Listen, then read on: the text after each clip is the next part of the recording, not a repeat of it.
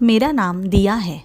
मेरे mummy papa की मैं इकलौती बेटी थी, इसीलिए उन्होंने बहुत ही लाड़ प्यार से पाला था। मेरे घर में मुझे किसी चीज़ की कमी नहीं थी। मेरी उम्र शादी लायक हो चुकी थी। हमारे यहाँ लड़कियों की शादी कम उम्र में ही हो जाती, इसीलिए जैसे ही मैं 18 की हुई, मेरे मम्मी पापा ने मेरे लिए रिश्ते देखना शुरू कर दिया था। मैं दिखने में बहुत खूबसूरत थी, इसीलिए मेरे लिए कई रिश्ते आए। पर मेरे पापा मेरा रिश्ता ऐसे घर में कराना चाहते थे जहाँ मेरा होने वाला पति उनका इकलौता लड़का हो, ताकि मुझे आगे चलकर ससुराल में किसी चीज़ की कमी ना हो और इकलौता होने के कारण मेरा रुतबा हमेशा बना रहे। ऐसे ही एक दिन मुझे बड़े घर का रिश्ता आया। लड़का दिखने में बहुत ही अच्छा था। मुझे तो हार्दिक देखते ही पसंद आ गए थे। उनकी माँ दिखने में सुलझी हुई औरत लग रही थी, पर पिताजी ज़रा सख्त मिजाज के लग रहे थे। सारा कारोबार पिताजी और हार्दिक मिलकर ही संभालते।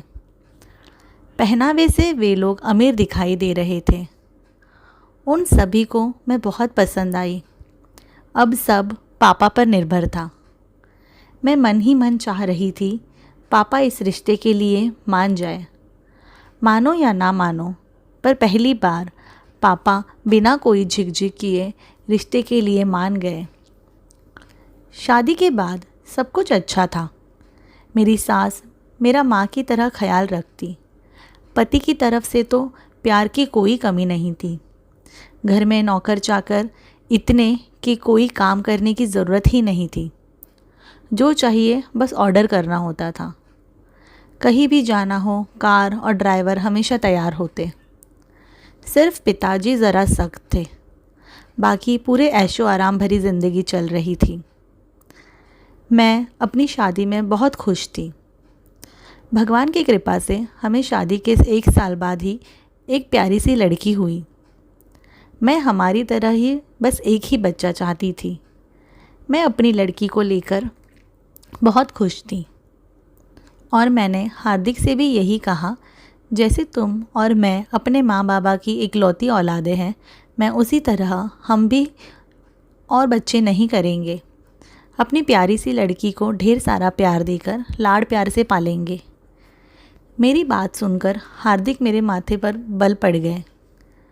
उसने ज़रा सख्त आवाज़ में मुझसे कहा, मैं अपनी लड़की से बहुत प्यार करता हूँ, पर तुम्हें हमारे ख़ानदान को एक लड़का देना ही होगा, वरना।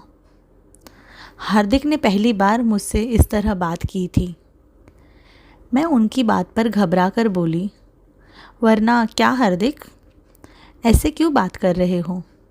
लड़का लड़की मैं ऐसा फ़र्क नहीं करती। किस तरह की पिछड़ी बातें कर रहे हो? तुम पढ़े लिखे लड़के हो, तुम्हें इस तरह का व्यवहार शोभा नहीं देता। उस पर हार्दिक अपने आप को शांत करते हुए बोले, देखो दिया, मेरा तुम्हारा दिल दुखाने का कोई इरादा नहीं था, पर तुम पिताजी को नहीं जानती। वे पुराने ख्यालों के हैं। उन्हें हमसे एक लड़के की उम्मीद है, वरना अंजाम अच्छा नहीं होगा। इतना कहकर हार्दिक रूम से चले गए। मुझे हार्दिक की बातों पर बहुत गुस्सा आ रहा था। तभी मेरी बेटी रोने लगी तो मैं उसे संभालने लगी और मेरा ध्यान भटक गया। थोड़े समय बाद हार्दिक की ज़िद पर मैं दोबारा पेट से थी। इस बार मेरी सास दिन रात मुझे तरह तरह के काढ़े देती, नई नई सलाह देती और कहती, भगवान करे तुम्हें इस बार लड़का हो। मैं उनकी बातें सुनकर चिढ़ जाती, पर उनको कुछ बोल नहीं पाती, क्योंकि वो मेरी माँ की तरह मेरा ध्यान रखती। पर मुझे इस बार भी लड़की हुई। इसी चलते मैंने 5 लड़कियों को जन्म दिया था। मुझे अपने ससुराल वालों की सोच पर गुस्सा आ रहा था। कैसे वो एक लड़के की आस में मुझसे 5 बच्चियों को पैदा करने ज़बरदस्ती कर सकते हैं। और अब तो घर वालों का बर्ताव भी चिड़चिड़ा रहता। पिताजी तो मेरी लड़कियों को देखते ही नहीं थे। माँ जी का स्वभाव अच्छा था, पर पिताजी के कारण वे मुझसे ज़बरन लड़के की मांग करते। और हार्दिक खुद अपने पिताजी की बातें पसंद नहीं थी। वे चाहे तो मुझे और बच्चियों को लेकर अलग रह सकते थे, पर वे माँ को यूँ छोड़ नहीं सकते। और तो और कारोबार में भी पिताजी का वर्चस्व होने के कारण यदि हम अलग हो जाते हैं तो हार्दिक को नए से शुरुआत करनी होगी, और मेरे और 5 लड़कियों का भार वे अकेले कैसे उठाएंगे। इसी चिंता से वे पिताजी के खिलाफ़ नहीं जा सकते थे और मजबूरन हमें उनका कहा मानना पड़ता था। मैं बहुत परेशान हो गई थी, हमेशा उदास रहती। इसी चलते एक दिन मैं मार्केट ख़रीदारी करने गई। तभी हमारा ड्राइवर धीरज ने मेरे चेहरे की उदासी देखते हुए कहा, मैडम, मैं आपकी परेशानी समझता हूँ।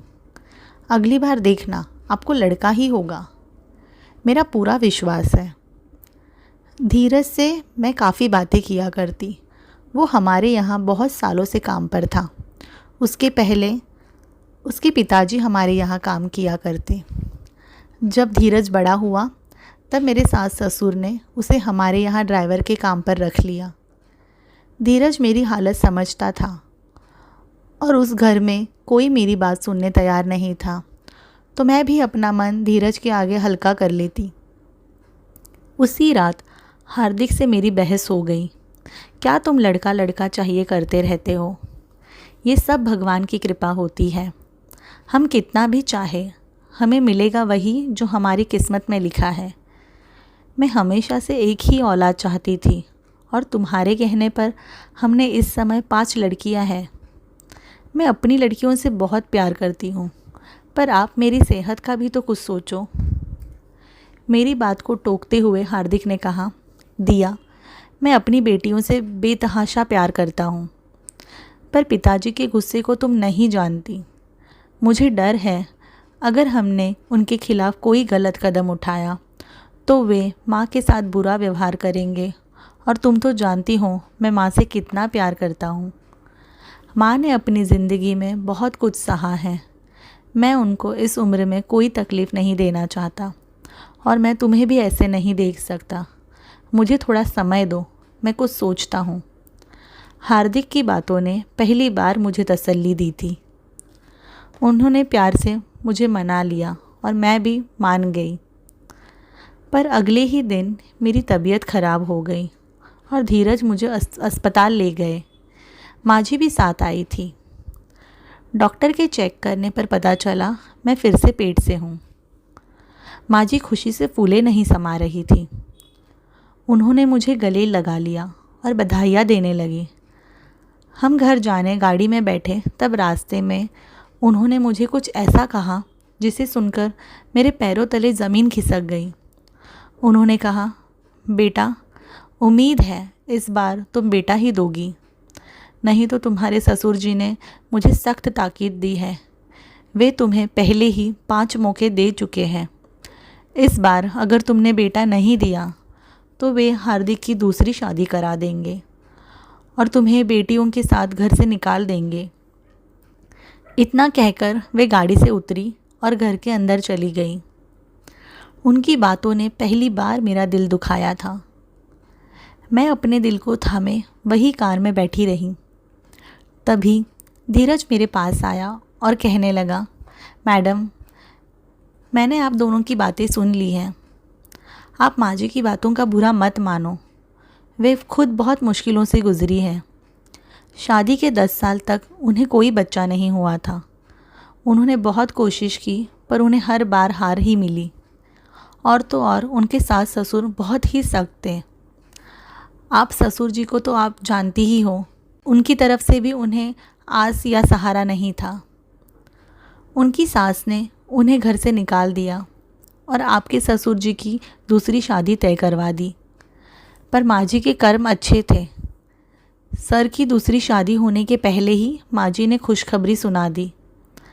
तब ये सब उन्हें घर वापस ले आए और सर की दूसरी शादी रुका दी। और तो और पूरे 6 महीने माँ जी की हालत खस्ता थी। उनके ससुराल वालों ने बेटा चाहिए बोल बोल कर उनका जीना मुश्किल कर दिया था। हर दिन उन्हें ये डर लगा रहता, अगर उन्हें बेटा नहीं हुआ तो वे दोबारा उनको घर से निकाल देंगे और सर की दूसरी शादी करा देंगे। पर भगवान की कृपा से उन्हें लड़का हो गया।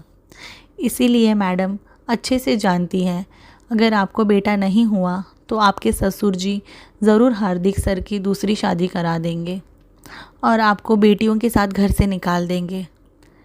मैं धीरज की बातें सुनकर बहुत डर गई थी। मेरा दिल बैठा जा रहा था। मैंने अपने आप को संभालते हुए घर में चली गई। अगले दिन धीरज ने मुझसे कहा, मैडम मैं आपके लिए मेरे पहचान के बाबा से एक लेप लाया हूँ। हर रात सोने के पहले आप इसे अपने नाभि पर लगाइए, देखना आपको ज़रूर लड़का होगा। मैं वैसे ही अपने भविष्य को लेकर चिंतित थी। मैंने बिना कुछ कहे धीरज से लेप ले लिया और हर रात उसके कहे अनुसार लेप अपनी नाभि पर लगाकर सोती। दिन ब दिन मेरी चिंता बढ़ रही थी। मैं हार्दिक से दूर नहीं रह सकती। मैं रोज़ प्रार्थना करती, इस बार मुझे लड़का हो जाए। मेरी डिलीवरी की तारीख नज़दीक आ गई। मुझे दर्द शुरू हो गए। तब सब मुझे अस्पताल ले गए। इस बार फिर मैंने लड़की को जन्म दिया। मैं अपनी बेटी को पकड़कर ज़ोर ज़ोर से रोने लगी। तभी एक औरत बच्चे को पकड़े दरवाजे से अंदर आती नज़र आ रही थी।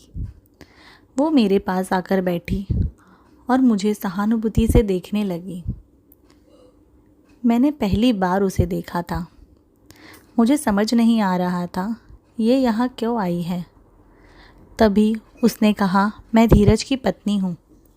मुझे आपकी हालत के बारे में पता है। मुझे धीरज ने सब बताया है। आपको मेरी बात सुनने में अजीब लगेगी, पर मैंने और धीरज ने इस बारे में बहुत सोचकर ये फ़ैसला लिया है। हम दोनों को 3 बेटे हैं और हमें हमेशा से एक लड़की की चाह थी, पर 3 बेटों के बाद हमने उम्मीद छोड़ दी थी। जिस दिन आपको आपकी प्रेगनेंसी के बारे में पता चला, उसी दिन किस्मत से मैंने भी धीरज को खुशखबरी सुनाई। तभी धीरज ने मुझे आपके बारे में बताया। तब हमने ये तय किया कि अगर हमें लड़का होगा तो हम उसे आपकी बेटी से बदल देंगे। ऐसे में आपके रिश्ते भी बच जाएंगे और हमारी बेटी की तमन्ना भी पूरी होगी। शायद ये किस्मत का ही लेखा हो, इसीलिए मुझे आपसे 2 दिन पहले ही लड़का हुआ है। धीरज आपको उनकी बहन की तरह मानते हैं और आपको दुखी नहीं देख सकते। तो इतना कहकर उसने अपने बेटे को मेरी गोद में दे दिया और मेरी बेटी उसने अपनी गोद में ले ली। मैं ये देखकर और रोने लगी। तुम्हें बहुत हिम्मत है जो तुम अपने बेटे को मुझे दे रही हो, पर मुझे अपनी बेटी की जुदाई बर्दाश्त नहीं होगी। मुझसे ये नहीं होगा। तभी धीरज वहाँ आया और मुझसे मिन्नतें करने लगा। मैडम प्लीज़ आप मेरा कहा मानो, नहीं तो वे लोग आपको बेटियों के साथ घर से निकाल देंगे। आप मेरी बहन की जगह है, इसीलिए हम दोनों ने ये फ़ैसला लिया है। आप जब पेट से थी आप बहुत चिंतित रहती थी, इसीलिए मैंने ध्यान भटकाने के लिए आपको उस लेप के बारे में बताया और हमने तय किया था सही समय आने पर हम आपको सब सच बताएंगे। आप चिंता मत करो, आपकी बेटी मेरे घर में राजकुमारी की तरह रहेगी। उसे किसी चीज़ की कमी नहीं होगी और 3 भाइयों की इकलौती बहन होने के कारण यकीन मानो बहुत लाड़ प्यार मिलेगा और हमें तसल्ली है हमारा बेटा आपके यहाँ सुरक्षित होगा। आपके घर वालों की इच्छा भी पूरी हो जाएगी। सब कुशल मंगल होगा। मैंने हिम्मत जुटाकर उनकी बात मान ली। डॉक्टर वही खड़ी हमारी बातें सुन रही थी। हमने उनसे मिन्नत की कि वे ये सच किसी को ना बताएं। मेरी मजबूरी समझकर उन्होंने हाँ कर दी और सबको ये खबर पहुंचाई कि हमारे घर बेटा हुआ है। पहली बार मैंने अपने ससुर जी के चेहरे पर खुशी देखी। उन्होंने मेरे सिर पर हाथ रखकर मुझे आशीर्वाद दिया। हार्दिक और माजी ने भी चैन की सांस ली।